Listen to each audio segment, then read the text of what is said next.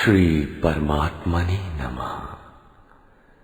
यथार्थ गीता, श्रीमद्भगवत गीता अथ अष्टादशोऽध्याय।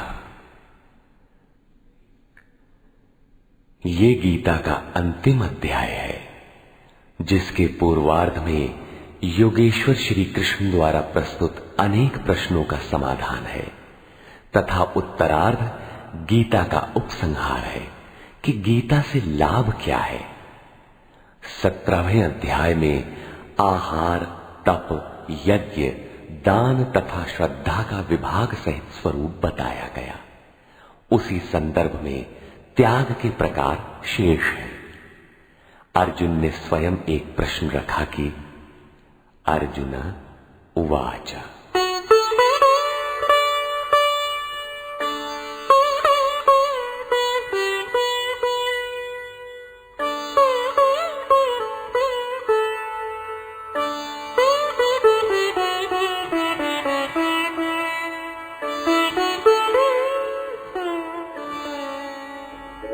सन्न्यासस्य महाबाहो तत्त्वमिच्छामि वेदितुम् त्यागस्य च ऋषिकेश पृथक् केशिनिषूदन।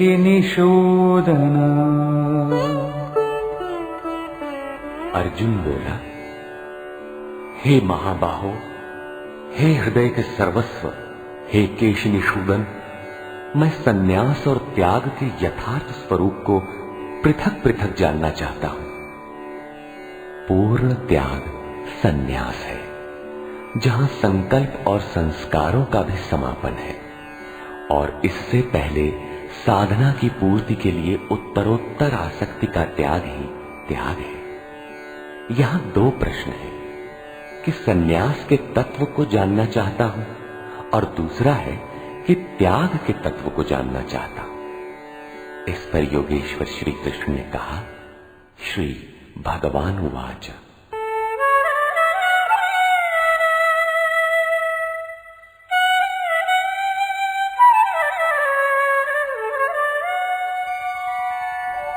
काम्यानां कर्मणां न्यासं सन्न्यासं कवयो विदुः सर्वकर्मफलत्यागं प्राहुस्त्यागं विचक्षणाः।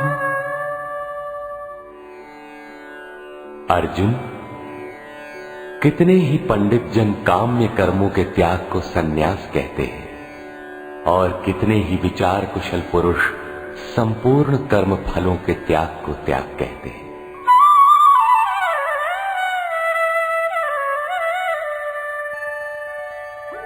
त्याज्यं दोषवदित्येके कर्म प्राहुर्मनीषिणः यज्ञदानतपः कर्म न त्याज्यमिति चापरे। कई एक विद्वान ऐसा कहते हैं कि सभी कर्म दोषयुक्त हैं, अतः त्याग देने योग्य हैं, और दूसरे विद्वान ऐसा कहते हैं कि यज्ञ, दान और तप त्यागने योग्य नहीं है। इस प्रकार अनेक मत प्रस्तुत करके योगेश्वर अपना भी निश्चित मत देते हैं।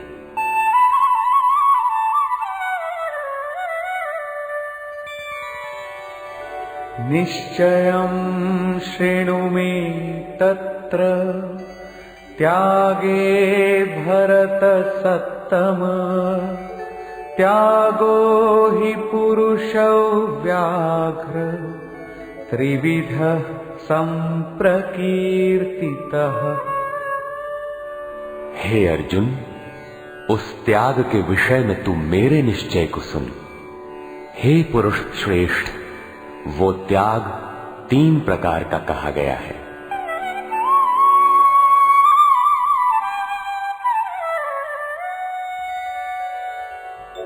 यज्ञदान तपः कर्म न त्याज्यं कार्यमेव तत् यज्ञो दानं तपश्चैव पावनानि मनीषिणाम्। यज्ञ, दान और तप ये 3 प्रकार के कर्म त्यागने योग्य नहीं हैं। इन्हें तो करना ही चाहिए, क्योंकि यज्ञ, दान और तप तीनों ही पुरुषों को पवित्र करने वाले हैं। श्री कृष्ण ने 4 प्रचलित मतों का उल्लेख किया। पहला, काम्य कर्मों का त्याग। दूसरा, संपूर्ण कर्म फलों का त्याग। तीसरा, दोष युक्त होने के कारण सभी कर्मों का त्याग। और चौथा मत था, यज्ञ, दान और तप त्यागने योग्य नहीं है। उनमें से एक मत से अपनी सहमति प्रकट करते हुए कहा कि अर्जुन, मेरा भी यह निश्चित किया हुआ मत है कि यज्ञ, दान और तप रूप क्रिया त्यागने योग्य नहीं है।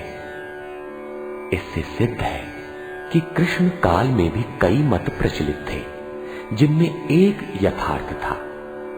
उस काल में भी कई मत थे, आज भी है। महापुरुष जब दुनिया में आता है तो कई मतांतरों में से कल्याणकारी मत को निकालकर सामने खड़ा कर देता है। प्रत्येक महापुरुष ने यही किया है। श्री कृष्ण ने भी यही किया। उन्होंने कोई नया मार्ग नहीं बताया, बल्कि प्रचलित कई मतों के बीच सत्य को समर्थन देकर उसे स्पष्ट कर दिया।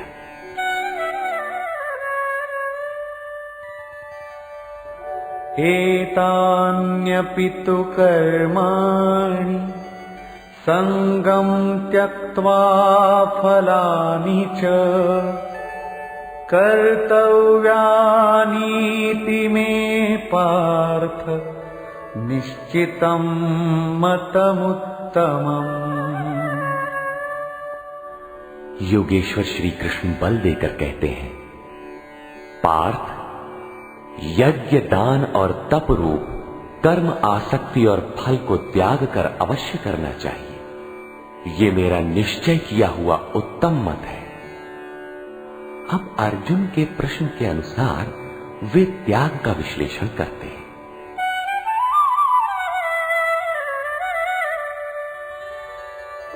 नियतस्य तु संग कर्मणो नोपपद्यते मोहात्तस्य परित्यागस् तामसः परिकीर्तितः।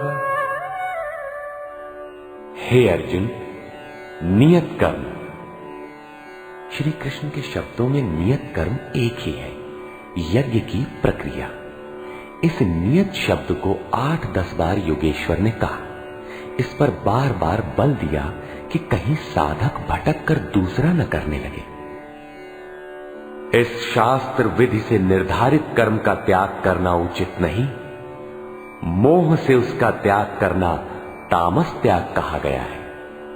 सांसारिक विषय वस्तुओं की आसक्ति में फंसकर कार्यम कर्म अर्थात नियत कर्म एक दूसरे के पूरक है। इनका त्याग तामसी है।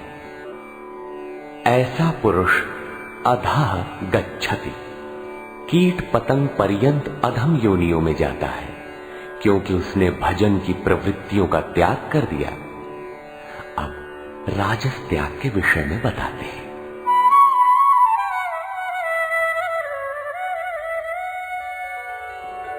दुःखमित्येव यत्कर्म कायक्लेशभयात् त्यजेत् सकृत्वा राजसं त्यागं नैव त्यागफलं लभेत्। कर्म को दुखमय समझकर शारीरिक क्लेश के भय से उसका त्याग करने वाला व्यक्ति राजस त्याग को करके भी त्याग के फल को प्राप्त नहीं होता, जिससे भजन पार न लगे और काय क्लेश भयात इस भय से कर्म को त्याग दे कि शरीर को कष्ट होगा, उस मनुष्य का त्याग राजसी है। उसे त्याग का फल परम शांति नहीं प्राप्त होती। तथा कार्यमित्येव यत्कर्म नियतं क्रियते अर्जुन संगं त्यक्त्वा फलं चैव सत्यागः सात्विको मतः। हे अर्जुन, करना कर्तव्य है ऐसा समझकर जो नियतम शास्त्र विधि से निर्धारित किया हुआ कर्म संग दोष और फल को त्याग कर किया जाता है, वही सात्विक त्याग है। अतः नियत कर्म करें और इसके सिवाय जो कुछ है उसका त्याग कर दें। ये नियत कर्म भी क्या करते ही रहेंगे या कभी इसका भी त्याग होगा? इस पर कहते हैं, अब अंतिम त्याग का रूप देखें।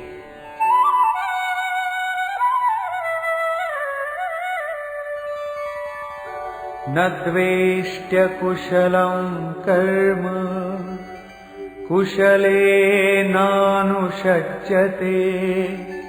त्यागी सत्त्वसमाविष्टो मेधावी छिन्न संशयः। हे अर्जुन, जो पुरुष अकुशलम कर्म अर्थात अकल्याणकारी कर्म से, शास्त्र नियत कर्म ही कल्याणकारी है, इसके विरोध में जो कुछ है इसी लोक का बंधन है, इसलिए अकल्याणकारी है, ऐसे कर्मों से द्वेष नहीं करता और अकल्याणकारी कर्म में आसक्त नहीं होता। जो करना था वो भी शेष नहीं है, ऐसा सत्व से संयुक्त पुरुष संशय रहित, ज्ञानवान और त्यागी है। उसने सब कुछ त्यागा है, लेकिन प्राप्ति के साथ वो पूर्ण त्याग ही सन्यास है। हो सकता है और कोई सरल रास्ता हो? इस पर कहते हैं, नहीं। नहि देहभृता शक्यं त्यक्तुं कर्माण्यशेषतः यस्तु कर्मफलत्यागी सत्यागीत्यभिधीयते।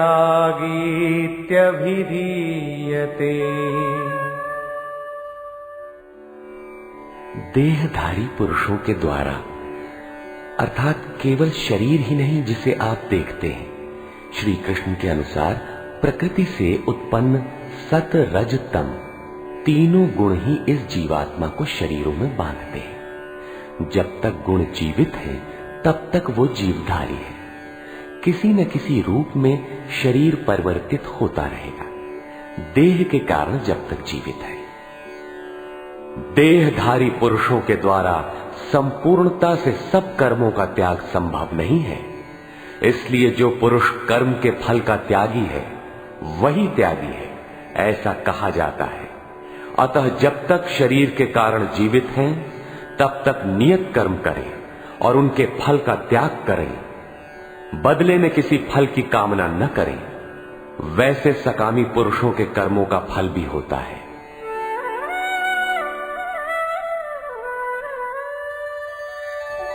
अनिष्टमिष्टं मिश्रं च त्रिविधं कर्मणः फलम् भवत्यत्यागिनां प्रीत्य न तु सन्न्यासिनां क्वचित्। सकामी पुरुषों के कर्मों का अच्छा, बुरा और मिला हुआ ऐसा 3 प्रकार का फल मरने के पश्चात भी होता है। जन्म जन्मांतरों तक मिलता है, किंतु सन्यासी नाम सर्वस्व का न्यास अर्थात अंत करने वाले पूर्ण त्यागी पुरुषों के कर्मों का फल किसी भी काल में नहीं होता। यही शुद्ध सन्यास है। सन्यास चरमोत्कृष्ट अवस्था है। भले बुरे कर्मों का फल तथा पूर्ण न्यास काल में उनके अंत का प्रश्न पूरा हुआ।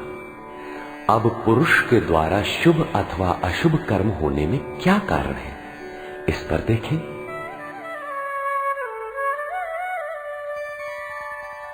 पंचैतानि महाबाहो कारणानि निबोध मे सांख्ये कृतान्ते प्रोक्तानि सिद्धये सर्वकर्मणाम्। हे महाबाहो, संपूर्ण कर्मों की सिद्धि के लिए 5 कारण सांख्य सिद्धांत में कहे गए हैं। उन्हें तू मुझसे भली प्रकार जान।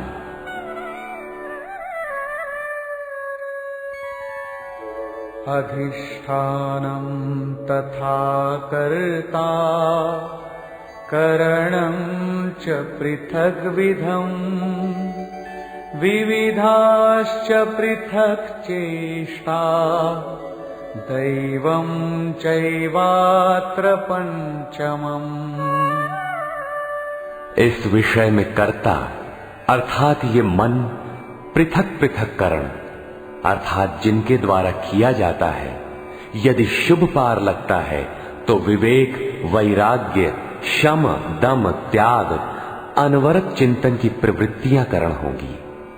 यदि अशुभ पार लगता है तो काम, क्रोध, राग, द्वेष, लिप्सा इत्यादि करण होंगे। इनके द्वारा प्रेरित होंगे नाना प्रकार की न्यारी न्यारी चेष्टाएं अर्थात अनंत इच्छाएं। आधार अर्थात साधन, जिस इच्छा के साथ साधन मिला वही इच्छा पूरी होने लगती है। और 5वां हेतु है दैव अथवा संस्कार। इसकी पुष्टि करते हैं। शरीर वांग मनोभिर्यत् कर्म प्रारभते नरः न्याय्यं वा विपरीतं वा पंचैते तस्य हेतवः। मनुष्य मन, वाणी अथवा शरीर से शास्त्र के अनुसार अथवा विपरीत जो कुछ कर्म आरंभ करता है, उनके ये 5 ही कारण हैं। परंतु ऐसा होने पर भी तत्रैवं सति कर्तारम् आत्मानं केवलं तु यः पश्यत्यकृतबुद्धित्वान् न स पश्यति दुर्मतिः। जो पुरुष अशुद्ध बुद्धि के कारण उस विषय में कैवल्य स्वरूप आत्मा को कर्ता देखता है, वो दुर्बुद्धि यथार्थ नहीं देखता अर्थात भगवान नहीं करते। इस प्रश्न पर योगेश्वर श्री कृष्ण ने दूसरी बार बल दिया। अध्याय 5 में उन्होंने कहा था कि वो प्रभु न करता है, न कराता है, न क्रिया के संयोग को जोड़ता है। तो लोग कहते क्यों हैं? मोह से लोगों की बुद्धि आवृत है, इसलिए जो कुछ भी कह सकते हैं। यहां भी कहते हैं कर्म होने में 5 कारण हैं। उसके बावजूद भी जो कैवल्य स्वरूप परमात्मा को करता देखता है, वो मूढ़ बुद्धि अर्थात दुर्बुद्धि यथार्थ नहीं देखता अर्थात भगवान नहीं करते। जबकि अर्जुन के लिए वे ताल ठोक कर खड़े हो जाते हैं। निमित्त मात्रम भव, कि करता धरता तो मैं हूं, तू निमित्त बनकर खड़ा भर रहे। अंततः वे महापुरुष कहना क्या चाहते हैं? वस्तुतः भगवान और प्रकृति के बीच एक आकर्षण रेखा है। जब तक साधक प्रकृति की सीमा में है, भगवान नहीं करते। बहुत समीप रहकर भी दृष्टा रूप में ही रहते हैं। अनन्य भाव से इष्ट को पकड़ने पर वे हृदय देश से संचालक बन जाते हैं। साधक प्रकृति की आकर्षण सीमा से निकलकर उनके क्षेत्र में आ जाता है। ऐसे अनुरागी के लिए वे ताल ठोककर सदैव खड़े रहते हैं। केवल उसी के लिए भगवान करते हैं। अतः चिंतन करें। प्रश्न पूरा हुआ। आगे देखें।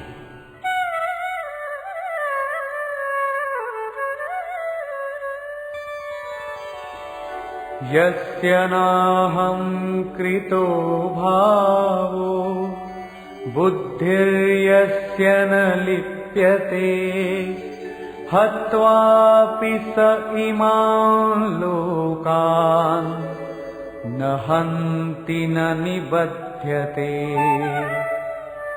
जिस पुरुष के अंतःकरण में मैं करता हूं ऐसा भाव नहीं है तथा जिसकी बुद्धि लिपायमान नहीं होती, वो पुरुष इन सब लोगों को मारकर भी वास्तव में न तो मारता है और न बंधता है। लोक संबंधी संस्कारों का विलय ही लोक संहार है। अब उस नियत कर्म की प्रेरणा कैसे होती है, इस पर देखें।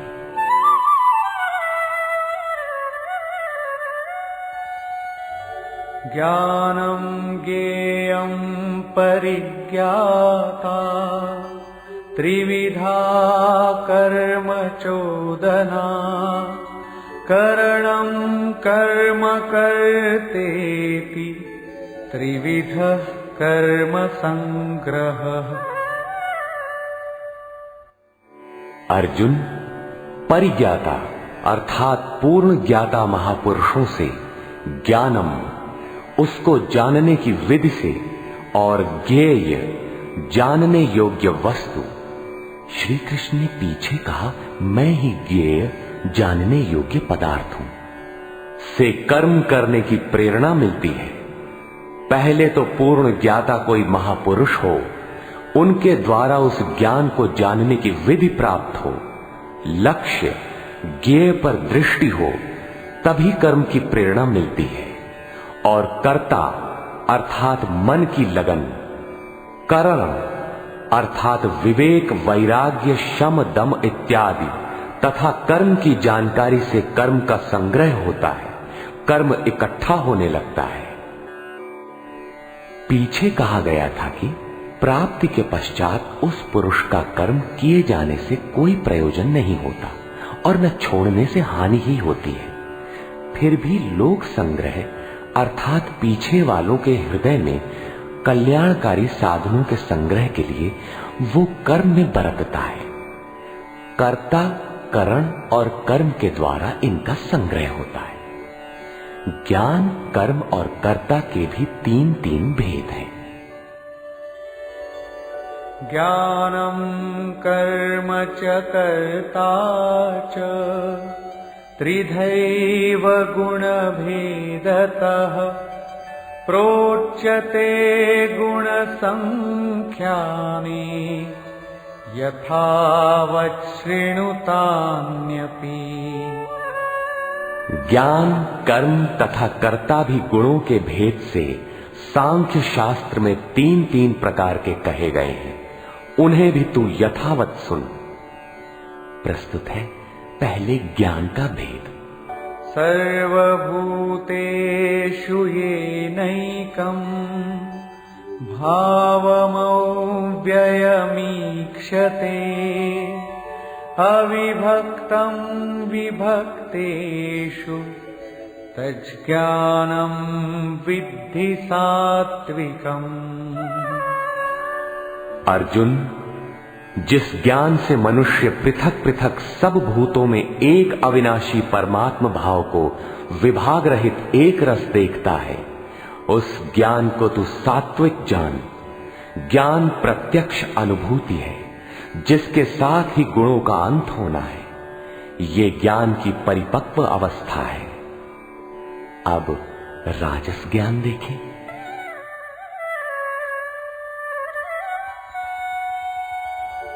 पृथक्त्वेन तु यज्ज्ञानम् नानाभावान् पृथग्विधान् वेत्ति सर्वेषु भूतेषु तज्ज्ञानं विद्धि राजसम्।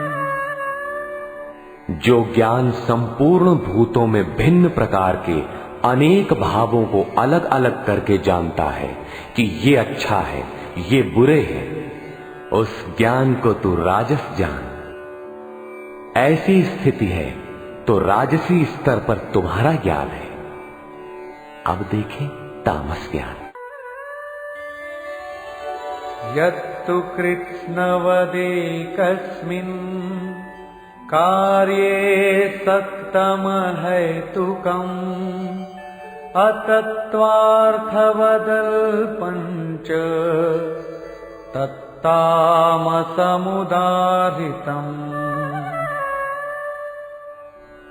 जो ज्ञान एकमात्र शरीर में ही संपूर्णता के सदृश आसक्त है, युक्ति रहित अर्थात जिसके पीछे कोई क्रिया नहीं है, तत्व के अर्थ स्वरूप परमात्मा की जानकारी से अलग करने वाला और तुच्छ है, वो ज्ञान तामस कहा जाता है।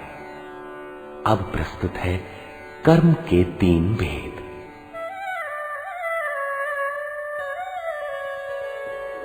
नियतं संगरहितं अरागद्वेषतः कृतम् अफलप्रेप्सुना कर्म यत्तत्सात्विकमुच्यते। जो कर्म नियतम शास्त्र विधि से निर्धारित है, अन्य नहीं, संग दोष और फल को न चाहने वाले पुरुष द्वारा बिना राग द्वेष के किया जाता है, वो कर्म सात्विक कहा जाता है। नियत कर्म अर्थात आराधना चिंतन है, जो परम में प्रवेश दिलाता है।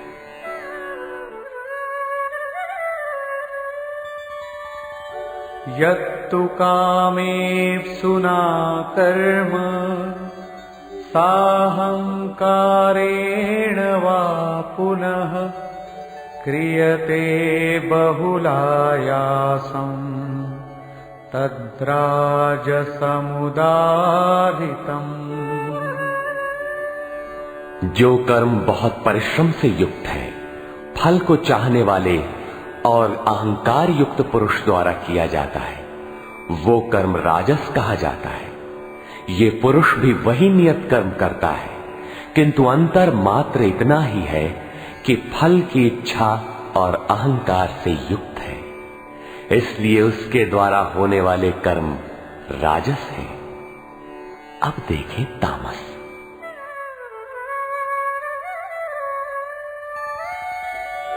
अनुबंधं क्षयं हिंसा अनवेक्ष्य च पौरुषम् मोहादारभ्यते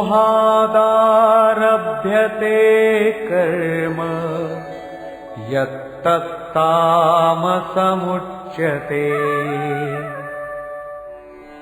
जो कर्म अंततः नष्ट होने वाला है, हिंसा सामर्थ्य को न विचार कर केवल मोहवश आरंभ किया जाता है, वो कर्म तामस कहा है।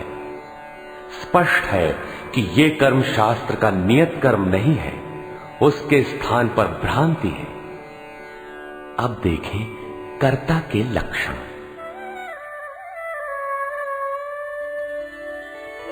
मुक्त संगो नहं वादी धृत्युत्साह समन्वितः सिद्ध्य सिद्ध्योर्निर्विकारः कर्ता सात्विक उच्यते। जो कर्ता संग दोष से रहित होकर अहंकार के वचन न बोलने वाला, धैर्य और उत्साह से युक्त होकर कार्य के सिद्ध होने और न होने में हर्ष शोक इत्यादि विकारों से सर्वथा रहित होकर कर्म में अर्थात अहिर्निश प्रवृत्त है, वो कर्ता सात्विक कहा जाता है। यही उत्तम साधक के लक्षण है। कर्म वही है, नियत कर्म।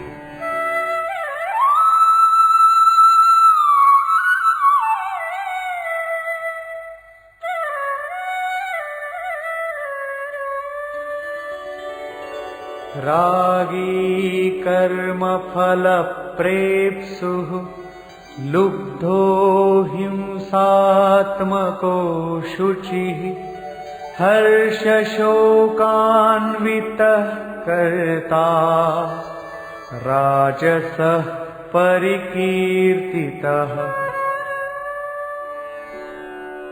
आसक्ति युक्त, कर्मों के फल को चाहने वाला, लोलुप, आत्माओं को कष्ट देने वाला, अपवित्र और हर्ष शोक से जो लिप्त है, वो कर्ता राजस कहा गया है।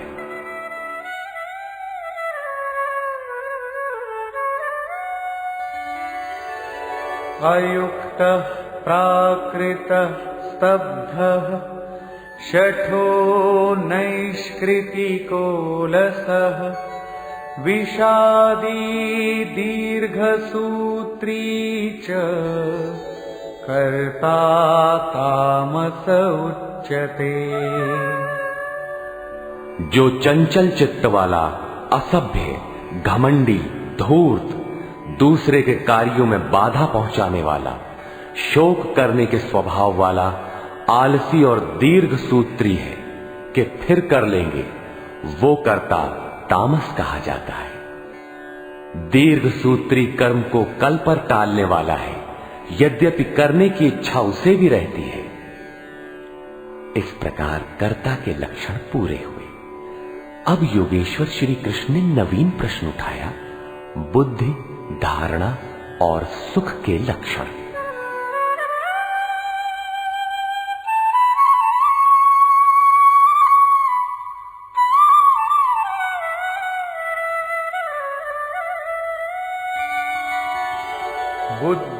बुद्धेर्भेदं धृतेश्चैव गुणतस्त्रिविधं शृणु प्रोच्यमानमशेषेण पृथक्त्वेन धनंजय।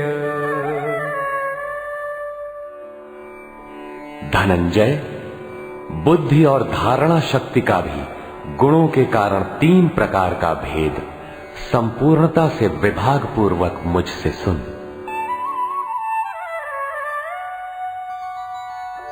प्रवृत्तिं च निवृत्तिं च कार्याकार्ये भयाभये बन्धं मोक्षं च या वेत्ति बुद्धिः सा पार्थ सात्विकी। पार्थ, प्रवृत्ति और निवृत्ति को, कर्तव्य और अकर्तव्य को, भय और अभय को तथा बंधन और मोक्ष को जो बुद्धि यथार्थ जानती है, वो बुद्धि सात्विकी है। अर्थात परमात्मा पथ, आवागमन पथ दोनों की भली प्रकार जानकारी सात्विक बुद्धि है। यथा यया धर्ममधर्मं च कार्यं चाकार्यमेव च अयथावत् प्रजानाति बुद्धिः सा पार्थ राजसी। पार्थ, जिस बुद्धि द्वारा मनुष्य धर्म और अधर्म को तथा कर्तव्य और अकर्तव्य को भी यथावत नहीं जानता, अधूरा जानता है, वो बुद्धि राजसी है। अब तामसी बुद्धि का स्वरूप देखें।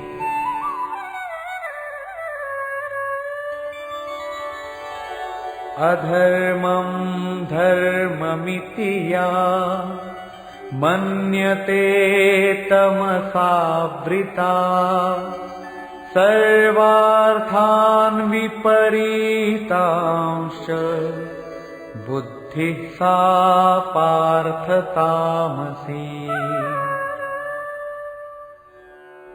पार्थ, तमोगुण से ढकी हुई जो बुद्धि अधर्म को धर्म मानती है तथा संपूर्ण हितों को विपरीत ही देखती है, वो बुद्धि तामसी है। यहां श्लोक 30 से 32 तक बुद्धि के 3 भेद बताए गए। पहली बुद्धि तो किस कार्य से निवृत्त होना है और किस में प्रवृत्त होना है, कौन कर्तव्य है और कौन अकर्तव्य है, इसकी भली प्रकार जानकारी रखती है, वो बुद्धि सात्विक है। जो कर्तव्य अकर्तव्य को धूमिल ढंग से जानती है, यथार्थ नहीं जानती, वो राजसी बुद्धि है। और अधर्म को धर्म नश्वर को शाश्वत तथा हित को अहित, इस प्रकार विपरीत जानकारी वाली बुद्धि तामसी है। इस प्रकार बुद्धि के भेद समाप्त हुए। अब प्रस्तुत है दूसरा प्रश्न। धृति, धारणा के 3 भेद।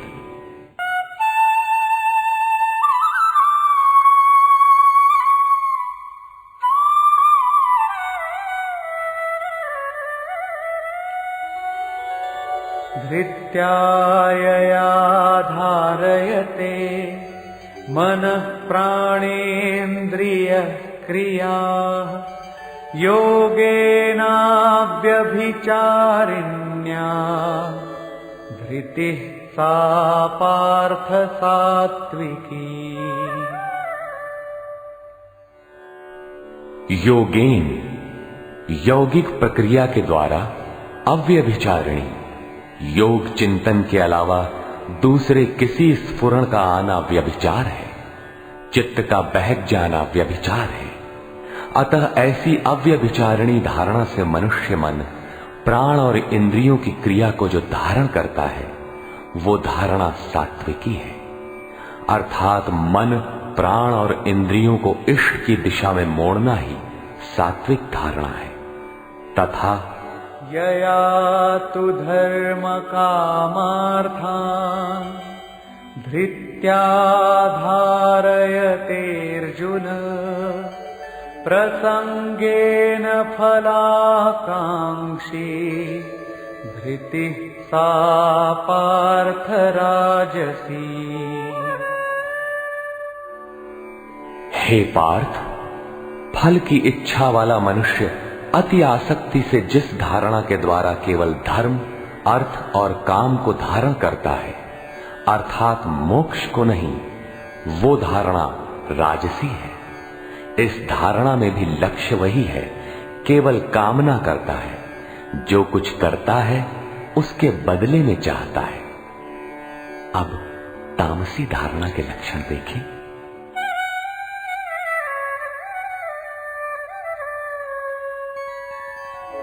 यया स्वप्नं भयं शोकं विषादं मदमेव च न विमुञ्चति दुर्मेधा धृतिः सा पार्थ तामसी।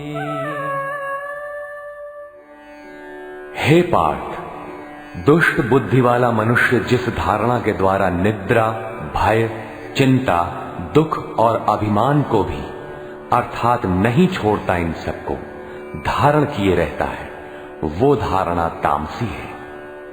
ये प्रश्न पूरा हुआ। अगला प्रश्न है सुख।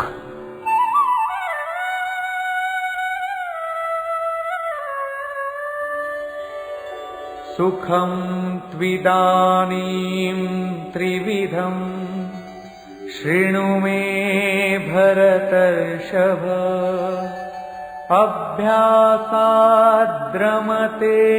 यत्र दुःखान्तं च निगच्छति। अर्जुन, अब सुख भी 3 प्रकार का मुझसे सुन। उनमें से जिस सुख में साधक अभ्यास से रमण करता है, अर्थात चित्त को समेटकर इष्ट में रमण करता है, और जो दुखों का अंत करने वाला है, तथा यत्तदग्रे विषमिव परिणामे मृतोपमम् तत्सुखं सात्विकं प्रोक्तम् आत्मबुद्धि प्रसादजम्। उपर्युक्त सुख साधन के आरंभ काल में ही यद्यपि विष के सदृश लगता है, प्रहलाद को सूली पर चढ़ाया गया, मीरा को विष मिला। कबीर कहते हैं, सुखिया सब संसार है, खाए और सोवे, दुखिया दास कबीर है, जागे और रोवे। अतः आरंभ में विष जैसा भासता है, परंतु परिणाम में अमृत तुल्य है, अमृत तत्व को दिलाने वाला है। अतः आत्म विषयक बुद्धि के प्रसाद से उत्पन्न हुआ सुख सात्विक कहा गया है। तथा विषयेन्द्रिय संयोगात् यत्तदग्रे मृतोपमम् परिणामे विषमिव तत्सुखं राजसं स्मृतम्। जो सुख विषय और इंद्रियों के संयोग से होता है वो यद्यपि भोग काल में अमृत के सदृश लगता है, किंतु परिणाम में विष के सदृश है, क्योंकि जन्म मृत्यु का कारण है। वो सुख राजस कहा गया है। तथा यदग्रे चानुबंधे च सुखं मोहनमात्मनः निद्रालस्य प्रमादोत्थम् तत्तामसमुदाहृतम्।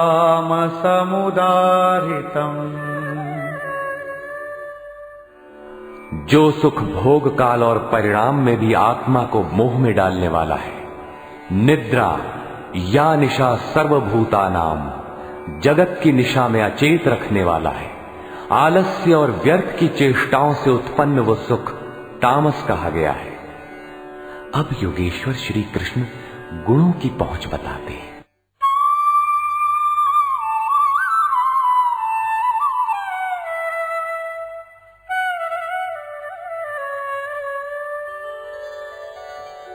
न तदस्ति पृथिव्यां वा दिवि देवेषु वा पुनः सत्वं प्रकृतिजैर्मुक्तम् यदेभिः स्यात् त्रिभिर्गुणैः। अर्जुन, पृथ्वी में, स्वर्ग में अथवा देवताओं में ऐसा कोई भी प्राणी नहीं जो प्रकृति से उत्पन्न हुए तीनों गुणों से रहित हो, अर्थात ब्रह्मा से लेकर कीट पतंग यावन मात्र जगत क्षण भंगुर मरने जीने वाला है, तीनों गुणों के अंतर्गत है, अर्थात देवता भी तीनों गुणों का विकार है, नश्वर है। यहां वाय देवताओं को योगेश्वर ने चौथी बार लिया। अध्याय 7, 9, 17 तथा यहां 18वें अध्याय में इन सब का एक ही अर्थ है कि देवता तीनों गुणों के अंतर्गत है। जो इन्हें भजता है नश्वर की पूजा करता है। भागवत में भी श्री ऋषभ देव जी के 9 योगीश्वर पुत्रों का प्रसिद्ध आख्यान है, जिसमें उपदेश देते हुए कहते हैं कि स्त्री पुरुष में प्रेम के लिए शंकर पार्वती की, आरोग्य के लिए अश्विनी कुमारों की, विजय के लिए इंद्र की तथा धन के लिए कुबेर की पूजा करें।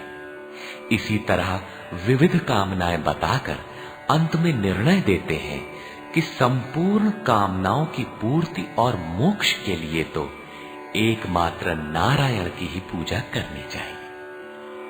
तुलसी मूलहि सींचिए फूलई फलई अधाई। अस्तु सर्वव्यापक प्रभु का स्मरण करें, जिसकी पूर्ति के लिए सद्गुरु की शरण, निष्कपट भाव से प्रश्न और सेवा एकमात्र उपाय है। आसुरी और दैवी संपद अंतःकरण की 2 वृत्तियां हैं, जिसमें दैवी संपद परम देव परमात्मा का दिग्दर्शन कराती है, इसलिए दैवी कही जाती है, किंतु ये भी तीनों गुणों के ही अंतर्गत है।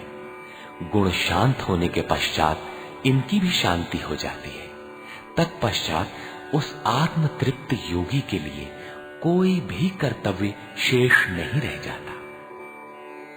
अब प्रस्तुत है पीछे से आरंभ हुआ प्रश्न, वर्ण व्यवस्था। वर्ण जन्म प्रधान है अथवा कर्मों से पाई जाने वाली अंतःकरण की योग्यता का नाम है। इस पर देखें।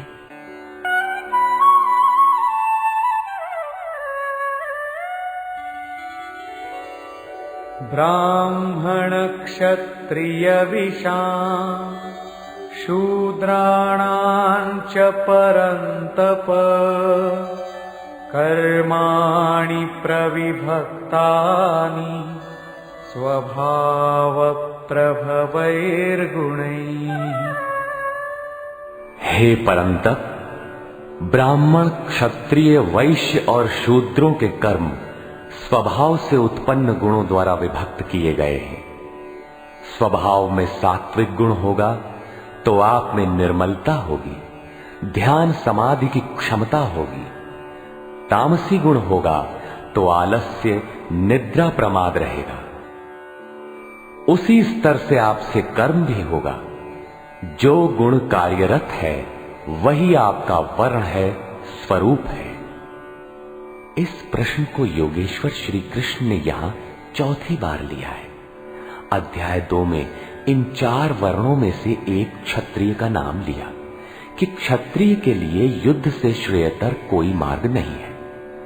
तीसरे अध्याय में उन्होंने कहा कि दुर्बल गुण वाले के लिए भी उसके स्वभाव से उत्पन्न योग्यता के अनुसार धर्म में प्रवृत्त होना, उसमें मर जाना भी परम कल्याणकारक है। दूसरों की नकल करना भयावह है। अध्याय 4 में बताया कि 4 वर्णों की सृष्टि मैंने की। तो क्या मनुष्यों को 4 जातियों में बांटा?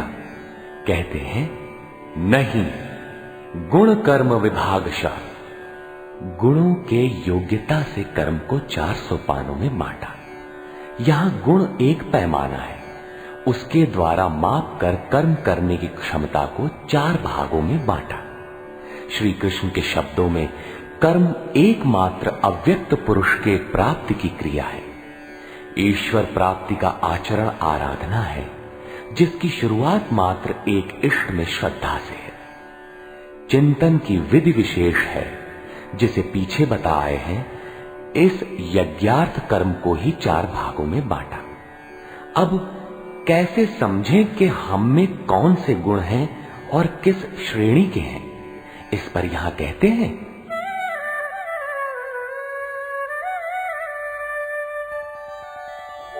शमोदमस्तपः शौचम् क्षान्तिरार्जवमेव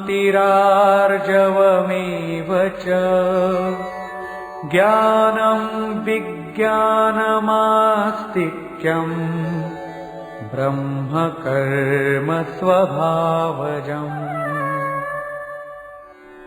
मन का शमन, इंद्रियों का दमन, पूर्ण पवित्रता, मन, वाणी और शरीर को इष्ट के अनुरूप तपाना, क्षमा भाव, मन, इंद्रियों और शरीर की सर्वथा सरलता, आस्तिक बुद्धि अर्थात एक इष्ट में सच्ची आस्था, ज्ञान अर्थात परमात्मा की जानकारी का संचार, विज्ञान अर्थात परमात्मा से मिलने वाले निर्देशों की जागृति एवं उसके अनुसार चलने की क्षमता, ये सब स्वभाव से उत्पन्न हुए ब्राह्मण के कर्म है।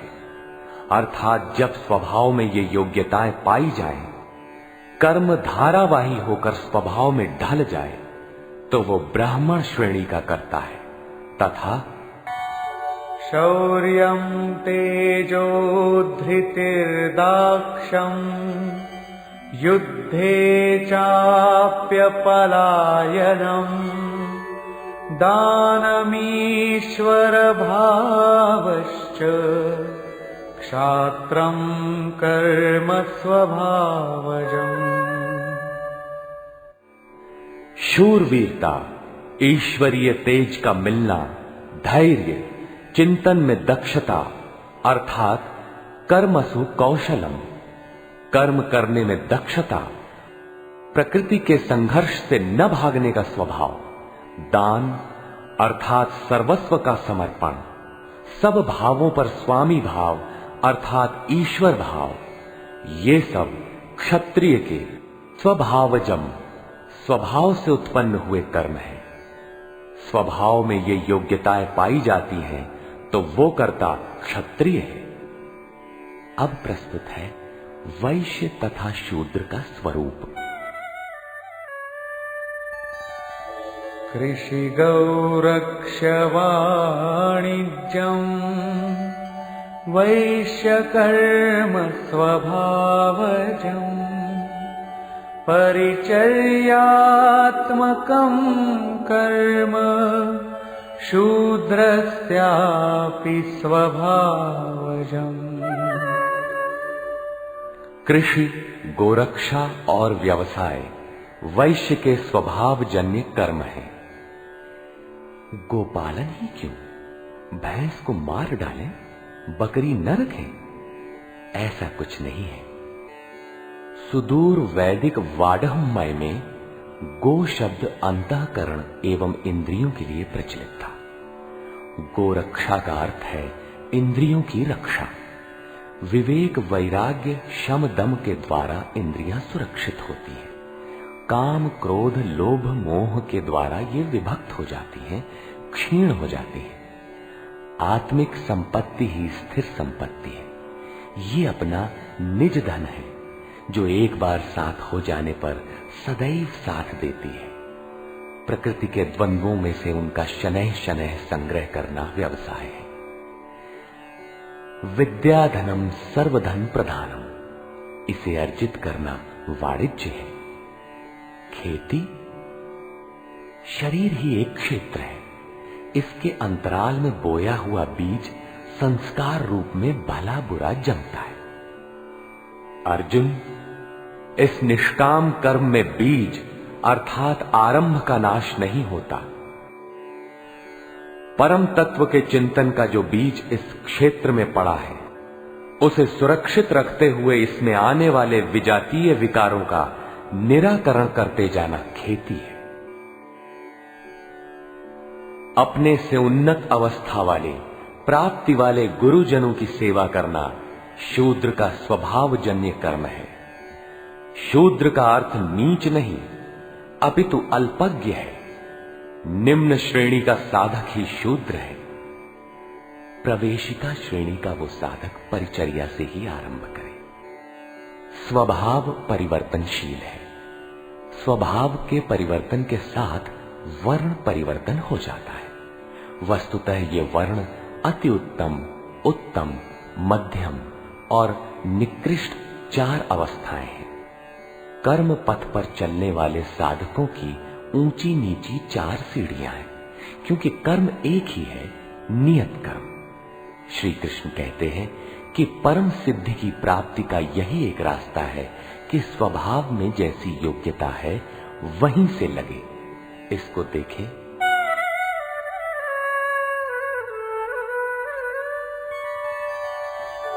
स्वे स्वे कर्मण्यभिरतः संसिद्धिं लभते नरः स्वकर्मनिरतः सिद्धिं यथा विन्दति तच्छृणु।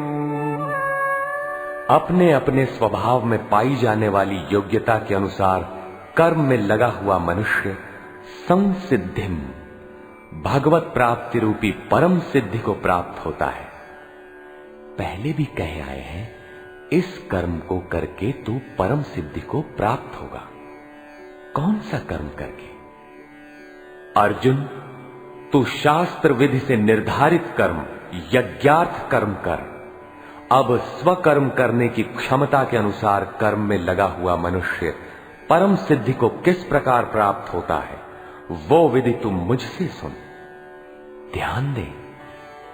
यतः प्रवृत्तिर्भूतानां येन सर्वमिदं ततं स्वकर्मणा तमभ्यर्च्य सिद्धिं विन्दति मानवः।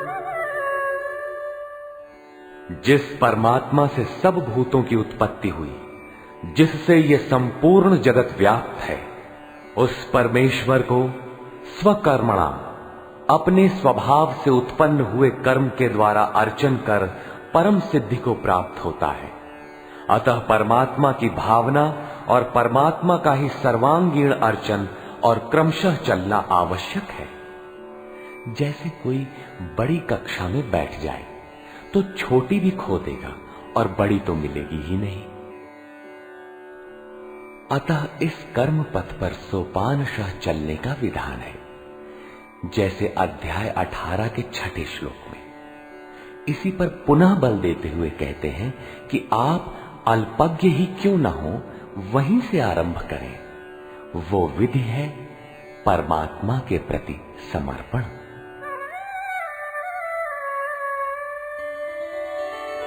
श्रेयान् स्वधर्मो विगुणः परधर्मात् स्वनुष्ठितात् स्वभावनियतं कर्म कुर्वन्नाप्नोति किल्बिषम्। अच्छी प्रकार अनुष्ठान किए हुए दूसरे के धर्म से गुण रहित भी स्वधर्म परम कल्याणकारक है। स्वभाव नियतम, स्वभाव से निर्धारित किया हुआ कर्म करता हुआ मनुष्य पाप अर्थात आवागमन को प्राप्त नहीं होता। प्रायः साधकों को उच्चाटन होने लगता है कि हम सेवा करते ही रहेंगे, वे तो ध्यानस्थ हैं, अच्छे गुणों के कारण उनका सम्मान है। तुरंत वे नकल करने लगते हैं। श्री कृष्ण के अनुसार नकल या ईर्ष्या से कुछ मिलेगा नहीं। अपने स्वभाव से कर्म करने की क्षमता के अनुसार कर्म करके ही कोई परम सिद्धि पाता है, छोड़कर नहीं।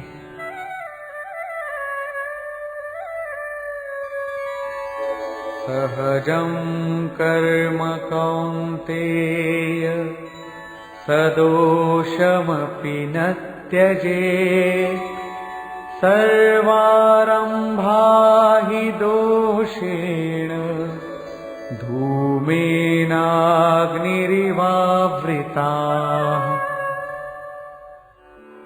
कौन्तेय, दोष युक्त अल्पज्ञ अवस्था वाला है तो सिद्ध है कि अभी दोषों का बाहुल्य है। ऐसा दोष युक्त भी सहजम कर्म, स्वभाव से उत्पन्न सहज कर्म को नहीं त्यागना चाहिए, क्योंकि धुएं से अग्नि के सदृश सभी कर्म किसी न किसी दोष से आवृत्त हैं। ब्राह्मण श्रेणी ही सही, कर्म तो करना पड़ रहा है। स्थिति नहीं मिली तब तक दोष विद्यमान है, प्रकृति का आवरण विद्यमान है। दोषों का अंत वहां होगा जहां ब्राह्मण श्रेणी का कर्म भी ब्रह्म में प्रवेश के साथ विलय हो जाता है। उस प्राप्ति वाले का लक्षण क्या है जहां कर्मों से प्रयोजन नहीं रह जाता।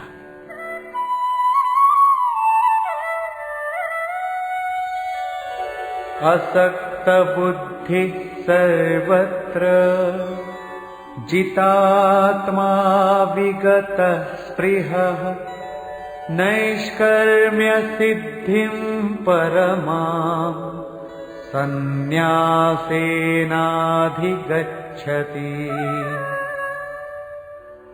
सर्वत्र आसक्ति से रहित बुद्धि वाला, स्पृहा से सर्वथा रहित, जीते हुए अंतःकरण वाला पुरुष सन्यासी नाम सर्वस्व के न्यास की अवस्था में परम नैष्कर्म्य की सिद्धि को प्राप्त होता है। यहां सन्यास और परम नैष्कर्म्य सिद्धि पर्याय है। यहां सांख्य योगी वहीं पहुंचता है जहां की निष्काम कर्मयोगी। ये उपलब्धि दोनों मार्गियों के लिए समान है। अब परम नैष्कर्म्य सिद्धि को प्राप्त हुआ पुरुष जैसे ब्रह्म को प्राप्त होता है, उसका संक्षेप में चित्रण करते हैं।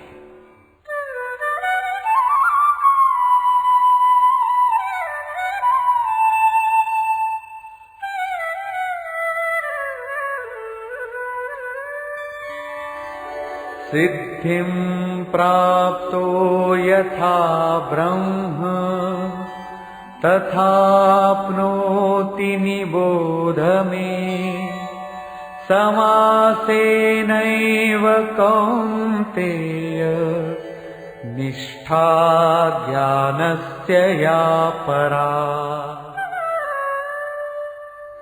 कौन्तेय, जो ज्ञान की परानिष्ठा है, पराकाष्ठा है, उस परम सिद्धि को प्राप्त हुआ पुरुष ब्रह्म को जैसे प्राप्त होता है, उस विधि को तू मुझसे संक्षेप में जान। अगले श्लोक में वही विधि बता रहे हैं, ध्यान दे। बुद्ध्या विशुद्धया युक्तो धृत्यात्मानं नियम्य च शब्दादीन् विषयांस् त्यक्त्वा रागद्वेषौ व्युदस्य च विविक्तसेवी लघ्वाशी यत वाक्कायमानसः ध्यानयोगपरो नित्यम् वैराग्यं समुपाश्रितः।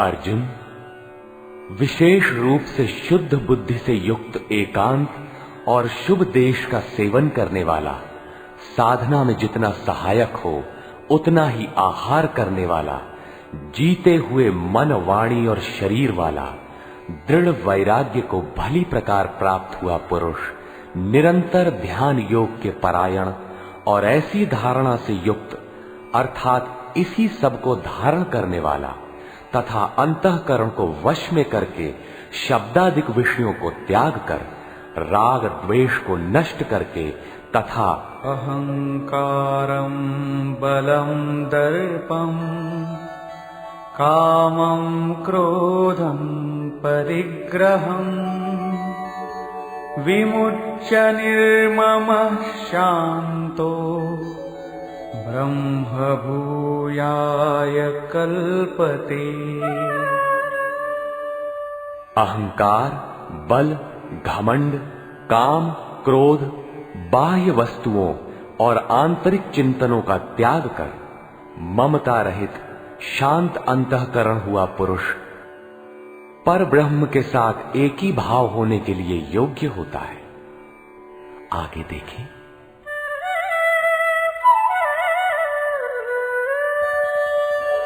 ब्रह्मभूतः प्रसन्नात्मा न शोचति न कांक्षति समः सर्वेषु भूतेषु मद्भक्तिं लभते पराम्।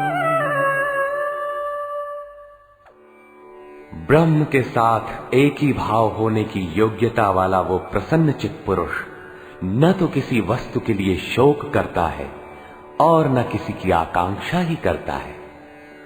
सब भूतों में समभाव हुआ वो भक्ति की पराकाष्ठा पर है।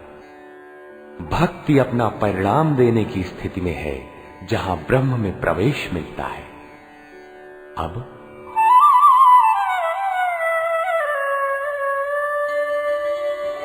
भक्त्या मामभिजानाति यावान्यश्चास्मि तत्त्वतः ततो मां तत्त्वतो ज्ञात्वा विशते तदनन्तरम्। उस पराभक्ति के द्वारा वो मुझे तत्व से भली प्रकार जानता है। वो तत्व है क्या?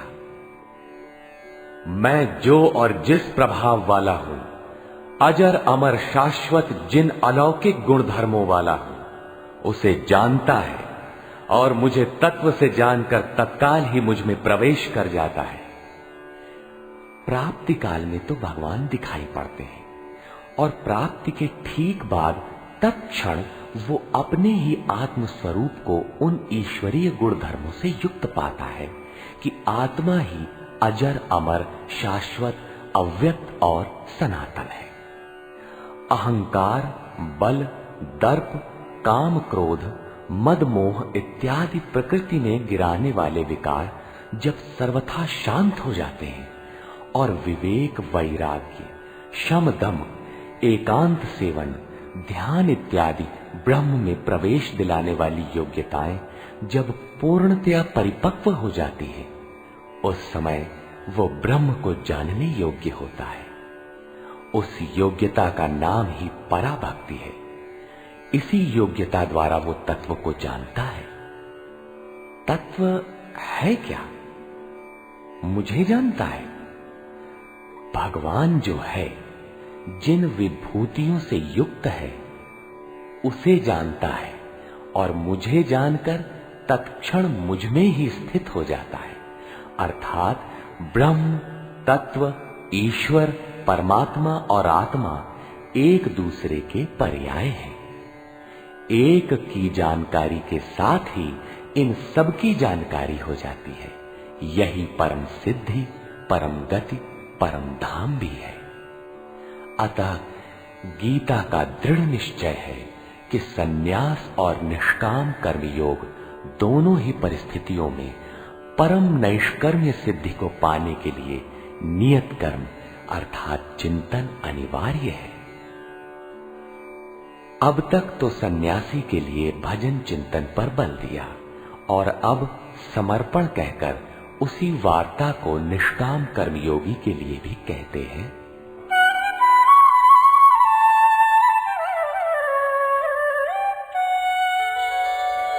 सर्वकर्माण्यपि सदा कुर्वाणो मद्व्यपाश्रयः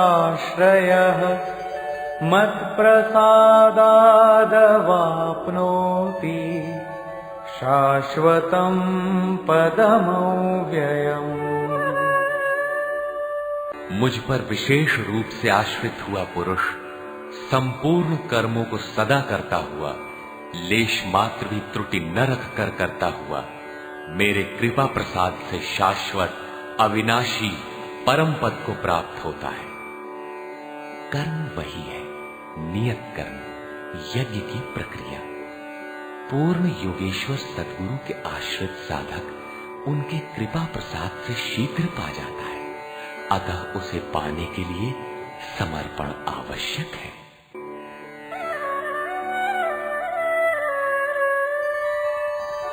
चेतसा सर्वकर्माणि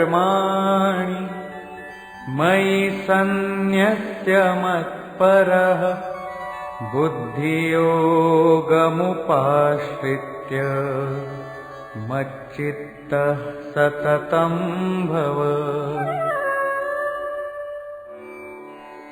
अतः अर्जुन, संपूर्ण कर्मों को अर्थात जितना कुछ तुझसे बन पड़ता है, मन से मुझे अर्पित करके अपने भरोसे नहीं बल्कि मुझे समर्पण करके मेरे परायण हुआ, बुद्धि योग अर्थात योग की बुद्धि का अवलंबन करके निरंतर मुझ में चित्त को लगा। योग एक ही है जो सर्वथा दुखों का अंत करने वाला और परम तत्व परमात्मा में प्रवेश दिलाने वाला है। उसकी क्रिया भी एक ही है, यज्ञ की प्रक्रिया जो मन तथा इंद्रियों के संयम, श्वास प्रश्वास तथा ध्यान इत्यादि पर निर्भर है, जिसका परिणाम भी एक ही है, यान्ति ब्रह्म सनातनम। इसी पर आगे कहते हैं,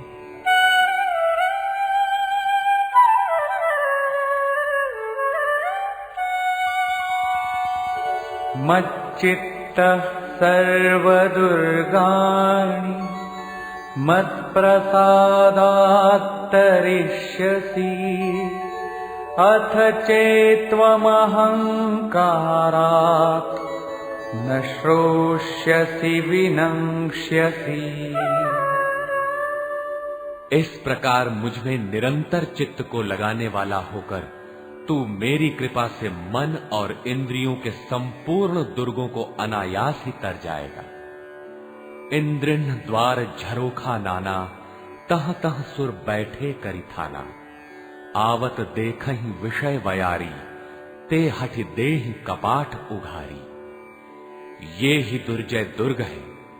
मेरी कृपा से तू इन बाधाओं का अतिक्रमण कर जाएगा, किंतु अहंकारवश यदि तू मेरे वचनों को नहीं सुनेगा तो विनष्ट हो जाएगा, परमार्थ से च्युत हो जाएगा।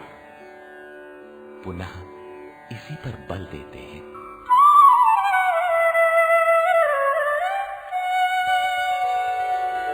यदहङ्कारमाश्रित्य न योत्स्य इति मन्यसे मिथ्यैष व्यवसायस्ते प्रकृतिस्त्वां नियोक्ष्यति। जो तू अहंकार का आश्रय लेकर ऐसा मानता है कि युद्ध नहीं करूंगा, तो ये तेरा निश्चय मिथ्या है, क्योंकि तेरा स्वभाव तुझे बलात् युद्ध में लगा देगा।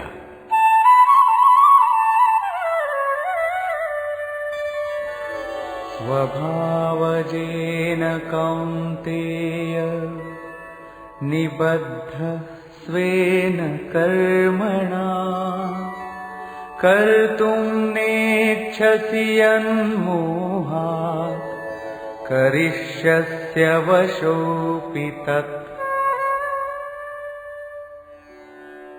कौन्तेय, मोहवश तू जिस कर्म को नहीं करना चाहता, उसको भी अपने स्वभाव से उत्पन्न हुए कर्म से बंधा हुआ परवश होकर करेगा। प्रकृति के संघर्ष से न भागने का तुम्हारा क्षत्रिय श्रेणी का स्वभाव तुम्हें बरबस कर्म में लगाएगा। प्रश्न पूरा हुआ। अब वो ईश्वर रहता कहां है, इस पर कहते हैं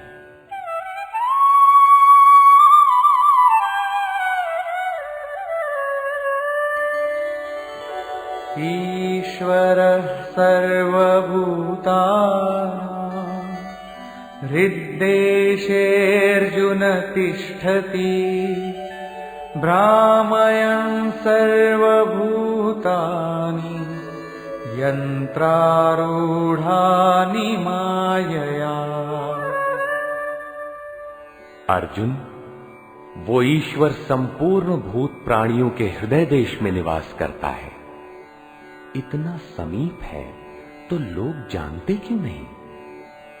माया रूपी यंत्र में आरूढ़ होकर सब लोग भ्रमवश चक्कर लगाते ही रहते हैं, इसलिए नहीं जानते। ये यंत्र बड़ा बाधक है, जो बार बार नश्वर कलेवरों अर्थात शरीरों में घुमाता रहता है। तो शरण किसकी लें?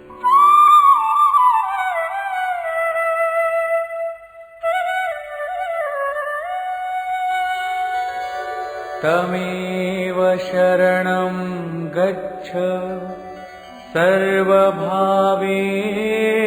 भारत तत्प्रसादात् परां शान्तिं स्थानं प्राप्स्यसि शाश्वतम्। इसलिए हे भारत, संपूर्ण भाव से उस ईश्वर की जो हृदय देश में स्थित है अनन्य शरण को प्राप्त हो। उनके कृपा प्रसाद से तू परम शांति शाश्वत परम धाम को प्राप्त होगा। अतः ध्यान करना है तो हृदय देश में करें। ईश्वर का निवास स्थान हृदय है। भागवत के चतुश्लोकी गीता का सारांश भी यही है कि वैसे तो मैं सर्वत्र हूं, किंतु प्राप्त होता हूं तो हृदय देश में ध्यान करने से ही। इति ते ज्ञानमाख्यातम् गुह्याद्गुह्यतरं मया विमृश्यैतदशेषेण यथेच्छसि तथा कुरु। इस प्रकार बस इतना ही गोपनीय से भी अति गोपनीय ज्ञान मैंने तेरे लिए कहा है। इस विधि से संपूर्ण रूप से विचार कर, फिर तू जैसा चाहता है वैसा कर। सत्य यही है, शोध की स्थली यही है, प्राप्ति की स्थली भी यही है। किंतु हृदय स्थित ईश्वर दिखाई नहीं देता। इस पर उपाय बताते हैं।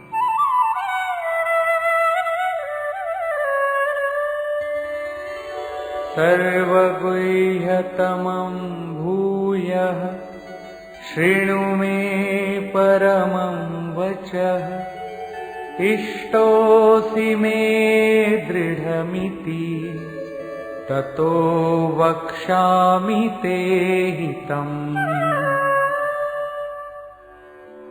अर्जुन, संपूर्ण गोपनीय से भी अति गोपनीय मेरे रहस्य युक्त वचन को तू फिर भी सुन। कहा है किंतु फिर सुन।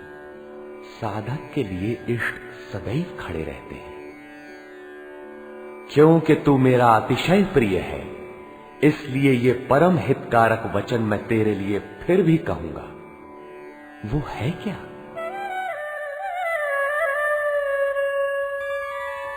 मन्मना भव मद्भक्तो मद्याजी मां नमस्कुरु मामे वैष्यसि सत्यं ते प्रतिजाने प्रियोऽसि मे। अर्जुन, तू मेरे में ही अनन्य मन वाला हो, मेरा अनन्य भक्त हो, मेरे प्रति श्रद्धा से पूर्ण हो, मेरे समर्पण में अश्रुपात होने लगे। मेरे को ही नमन कर। ऐसा करने से तू मेरे को ही प्राप्त होगा। ये मैं तेरे लिए सत्य प्रतिज्ञा करके कहता हूं, क्योंकि तू मेरा अत्यंत प्रिय है। पीछे बताया ईश्वर हृदय देश में है, उसकी शरण में जा। यहां कहते हैं मेरी शरण आ। ये अति गोपनीय रहस्य युक्त वचन सुन कि मेरी शरण आओ। वास्तव में योगेश्वर श्री कृष्ण कहना क्या चाहते हैं? यही कि साधक के लिए सद्गुरु की शरण नितांत आवश्यक है। श्री कृष्ण एक पूर्ण योगेश्वर थे। अब समर्पण की विधि बताते हैं।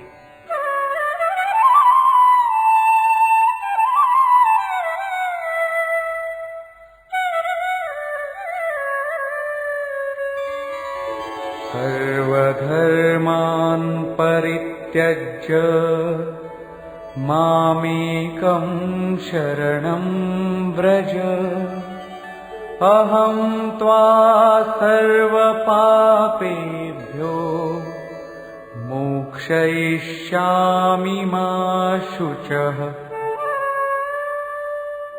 संपूर्ण धर्मों को त्याग कर, अर्थात मैं ब्राह्मण श्रेणी का करता हूं या शूद्र श्रेणी का, क्षत्रिय हूं अथवा वैश्य, इसके विचार को त्याग कर केवल एक मेरी अनन्य शरण को प्राप्त हो। मैं तुझे संपूर्ण पापों से मुक्त करा दूंगा। तू शोक मत कर। इन सब ब्राह्मण क्षत्रिय इत्यादि वर्णों का विचार न कर कि इस कर्म पथ में किस स्तर का हूं। जो अनन्य भाव से शरण हो जाता है, सिवाय इष्ट के अन्य किसी को नहीं देखता, उसके क्रमशः वर्ण परिवर्तन, उत्थान तथा पूर्ण पापों से निवृत्ति अर्थात मोक्ष की जिम्मेदारी वो इष्ट सद्गुरु स्वयं अपने हाथों में ले लेते हैं। प्रत्येक महापुरुष ने यही कहा। शास्त्र जब लिखने में आ जाता है तो लगता है कि ये सबके लिए है, किंतु है वस्तुतः श्रद्धावान के लिए ही। अर्जुन अधिकारी था, अतः उसे बल देकर कहा। अब योगेश्वर स्वयं निर्णय देते हैं कि इसके अधिकारी कौन है।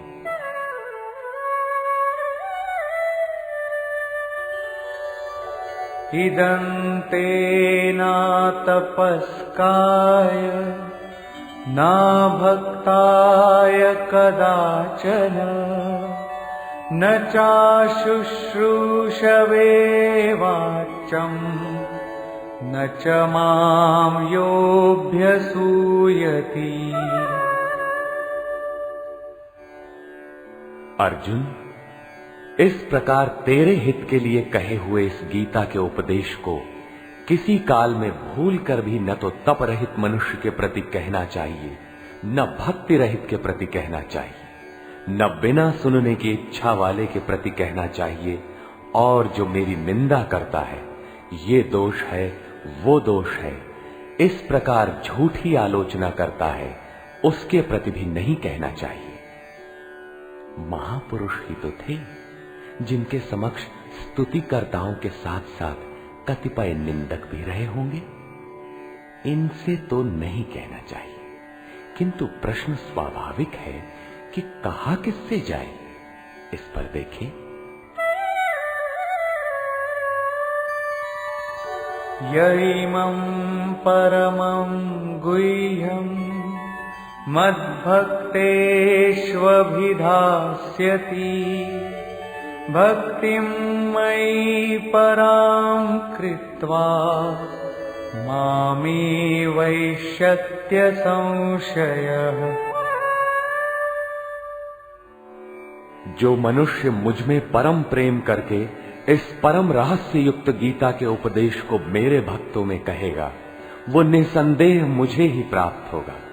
अर्थात वो भक्त मुझे ही प्राप्त होगा जो सुन लेगा, क्योंकि उपदेश को भली प्रकार सुनकर हृदयंगम कर लेगा तो उस पर चलेगा तथा पार पा जाएगा।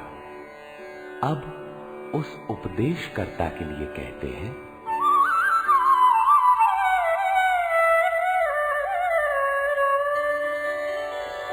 न च तस्मान् मनुष्येषु कश्चिन्मे प्रियकृत्तमः भविता न च मे तस्माद् अन्यः प्रियतरो भुवि। न तो उससे बढ़कर मेरा अतिशय प्रिय कार्य करने वाला मनुष्यों में कोई है, और न उससे बढ़कर मेरा अत्यंत प्यारा पृथ्वी में दूसरा कोई होगा। किससे? जो मेरे भक्तों में मेरा उपदेश करेगा, उनको उधर उस पथ पर चलाएगा, क्योंकि कल्याण का यही एक स्रोत है, राजमार्ग है। अब देखें अध्ययन।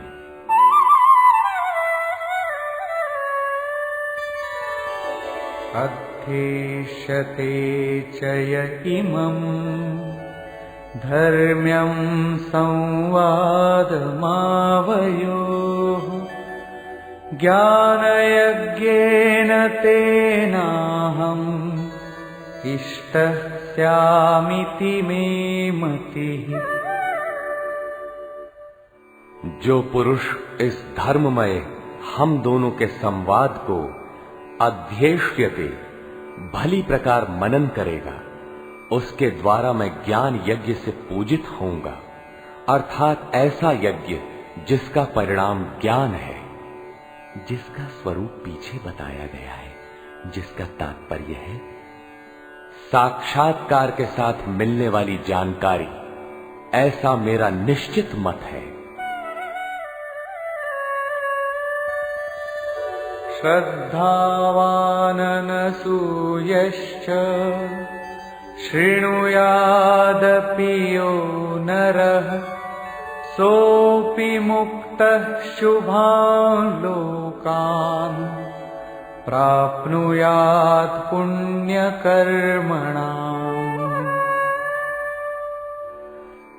जो पुरुष श्रद्धा से युक्त और ईर्ष्या रहित होकर केवल सुनेगा, वो भी पापों से मुक्त हुआ उत्तम कर्म करने वालों के श्रेष्ठ लोकों को प्राप्त होगा।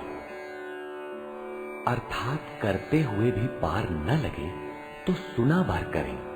उत्तम लोक तब भी है क्योंकि वो चित्त में उन उपदेशों को ग्रहण तो करता है।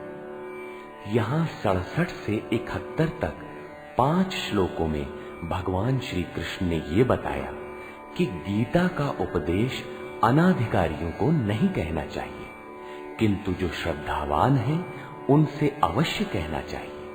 जो सुनेगा वो भक्त मुझे प्राप्त होगा, क्योंकि अति गोपनीय कथा को सुनकर पुरुष चलने लगता है। जो भक्तों में कहेगा उससे अधिक प्रिय कहने वाला मेरा कोई नहीं है। जो अध्ययन करेगा उसके द्वारा मैं ज्ञान यज्ञ से पूजित होऊंगा। यज्ञ का परिणाम ही ज्ञान है। जो गीता के अनुसार कर्म करने में असमर्थ है, किंतु श्रद्धा से मात्र सुनेगा वो भी पुण्य लोगों को प्राप्त होगा। इस प्रकार भगवान श्री कृष्ण ने इसके कहने सुनने तथा अध्ययन का फल बताया। प्रश्न पूरा हुआ। अब अंत में वे अर्जुन से पूछते हैं कि कुछ समझ में आया?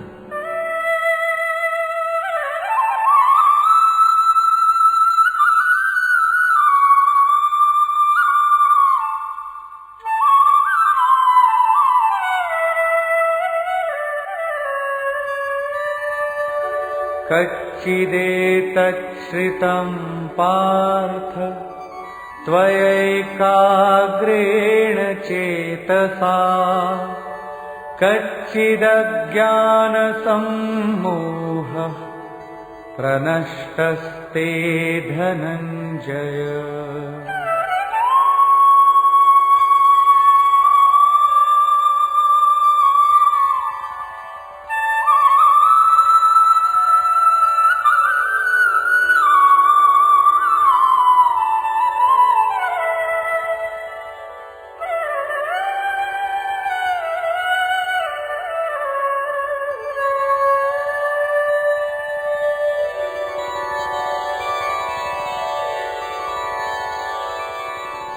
हे पार्थ, क्या मेरा ये वचन तूने एकाग्रचित्त होकर सुना? क्या तेरा अज्ञान से उत्पन्न मोह नष्ट हुआ? इस पर अर्जुन बोला, अर्जुन उवाच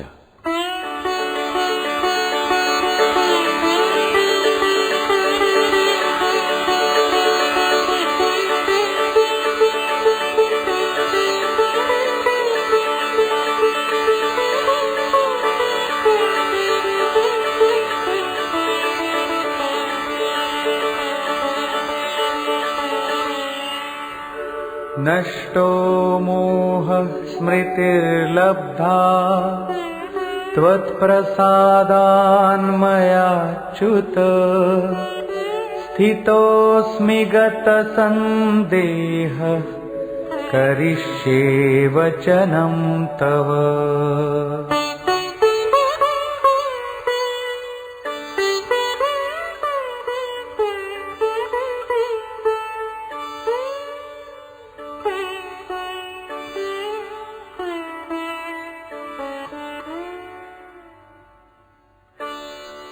अच्युत अर्थात जो सत्य से कभी च्युत नहीं होते, आपकी कृपा से मेरा मोह नष्ट हो गया है, मुझे स्मृति प्राप्त हुई है, मुझे याद है, अब मैं संशय रहित हुआ स्थित हूं और आपकी आज्ञा का पालन करूंगा। अर्जुन का समाधान हो गया। साथ ही योगेश्वर श्री कृष्ण के श्रीमुख से निःसृत वाणी का उपसंहार हुआ। इस पर संजय बोला,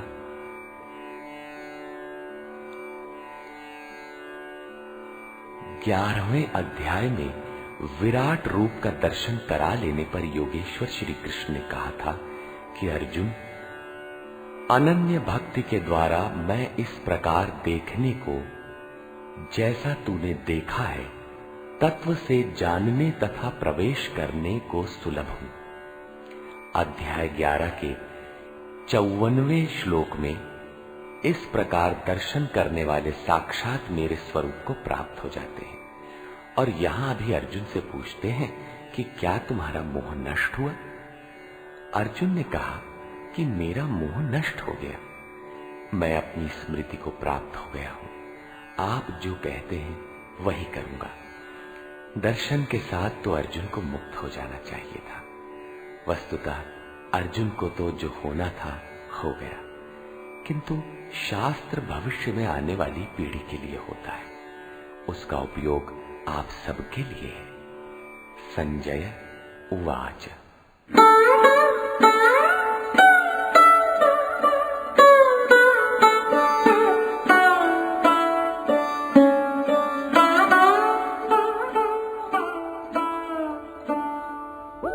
इत्यहं वासुदेवस्य पार्थस्य च महात्मनः संवादमिममश्रौषम् अद्भुतं रोमहर्षणम्।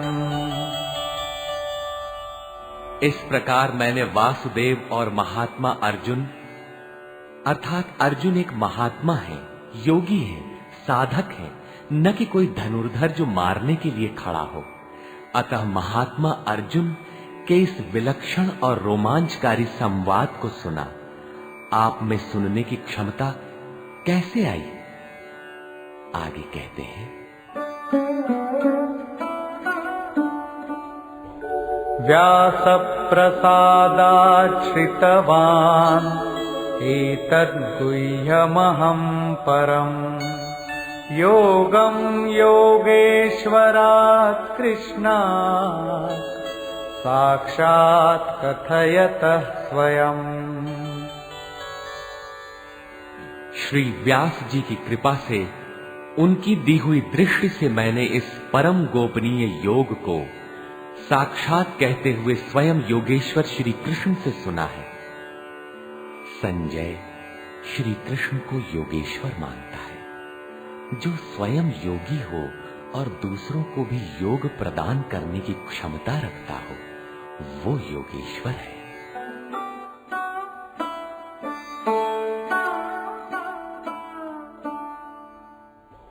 राजन् संस्मृत्य संस्मृत्य संवादमिममद्भुतम् केशवार्जुनयोः पुण्यम् हृष्यामि च मुहुर्मुहुः। हे राजन धृतराष्ट्र, केशव और अर्जुन के इस परम कल्याणकारक और अद्भुत संवाद को पुनः स्मरण करके मैं बारंबार हर्षित हो रहा हूं। अतः इस संवाद को सदैव स्मरण करना चाहिए और इसी स्मृति से प्रसन्न रहना चाहिए। अब उनके स्वरूप का स्मरण कर संजय कहते हैं,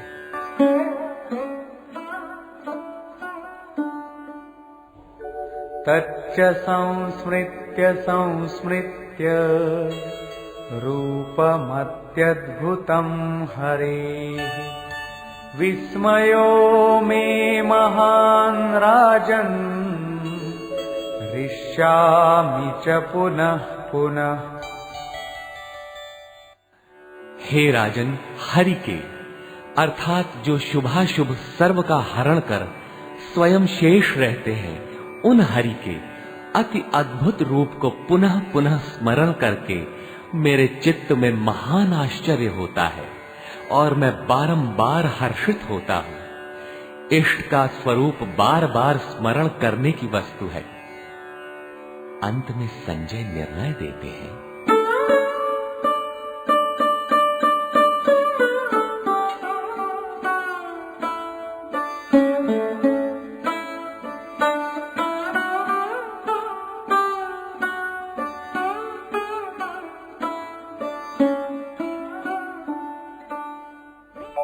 यत्र योगेश्वरः कृष्णो यत्र पार्थो धनुर्धरः तत्र श्रीर्विजयो भूतिः ध्रुवा नीतिर्मतिर्मम।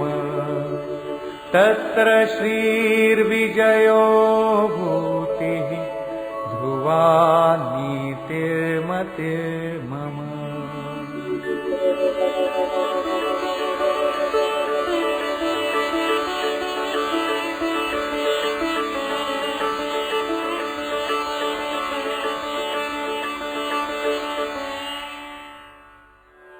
राजन, जहां योगेश्वर श्री कृष्ण और धनुर्धर अर्जुन अर्थात ध्यान ही धनुष है, इंद्रियों की दृढ़ता ही गांडीव है, अर्थात स्थिरता के साथ ध्यान धरने वाला महात्मा अर्जुन है, वहीं पर श्री ऐश्वर्य विजय जिसके पीछे हार नहीं है, ईश्वरीय विभूति और चल संसार में अचल रहने वाली नीति है, ऐसा मेरा मत है। आज तो धनुर्धर अर्जुन है नहीं, ये नीति विजय विभूति तो अर्जुन तक सीमित रह गई। तत्सामयिक थी यह तो द्वापर में ही समाप्त हो गई, लेकिन ऐसी बात नहीं है। योगेश्वर श्री कृष्ण ने बताया कि मैं सबके हृदय देश में निवास करता हूं, आपके हृदय में भी वे हैं। अनुराग ही अर्जुन है। अनुराग आपके अंतःकरण की इष्टोन्मुख लगन का नाम है। यदि ऐसा अनुराग आप में है तो सदैव वास्तविक विजय है और अचल स्थिति दिलाने वाली नीति भी सदैव रहेगी, न कि कभी थी। जब तक प्राणी रहेंगे, परमात्मा का निवास उनके हृदय देश में रहेगा। विकल आत्मा उसे पाने का इच्छुक होगा और उनमें से जिसके भी हृदय में उसे पाने का अनुराग उमड़ेगा, वही अर्जुन की श्रेणी वाला होगा, क्योंकि अनुराग ही अर्जुन है। अतः मानव मात्र इसका प्रत्याशी बन सकता है। निष्कर्ष, योगेश्वर श्री कृष्ण ने निर्णय दिया कि यज्ञ, दान और तप किसी काल में भी त्यागने योग्य नहीं है। ये मनीषियों को भी पवित्र करने वाले हैं। इन तीनों को रखते हुए इनके विरोधी विकारों का त्याग करना ही वास्तविक त्याग है। ये सात्विक त्याग है। फल की इच्छा के साथ त्याग राजसी है और मोहवश नियत कर्म का ही त्याग करना तामसी त्याग है और सन्यास त्याग की ही चरमोत्कृष्ट अवस्था है। इस अध्याय में सन्यास का स्वरूप स्पष्ट किया गया कि सर्वस्व का न्यास ही सन्यास है। एकांत का सेवन करते हुए नियत कर्म में अपनी शक्ति समझकर अथवा समर्पण के साथ सतत प्रयत्न अपरिहार्य है। प्राप्ति के साथ संपूर्ण कर्मों का त्याग ही सन्यास है, जो मोक्ष का पर्याय है। यही सन्यास की पराकाष्ठा है। ओम तत्सदिति। श्रीमद् भगवद गीता सूपनिषत्सु ब्रह्म विद्यायाम योग शास्त्रे श्री कृष्ण अर्जुन संवादे सन्यास योगो नाम अष्टादशो अध्यायः। इस प्रकार स्वामी अड़गड़ानंद कृत श्रीमद् भगवद गीता के भाष्य यथार्थ गीता का 18वां अध्याय पूर्ण होता है। हरि ओम।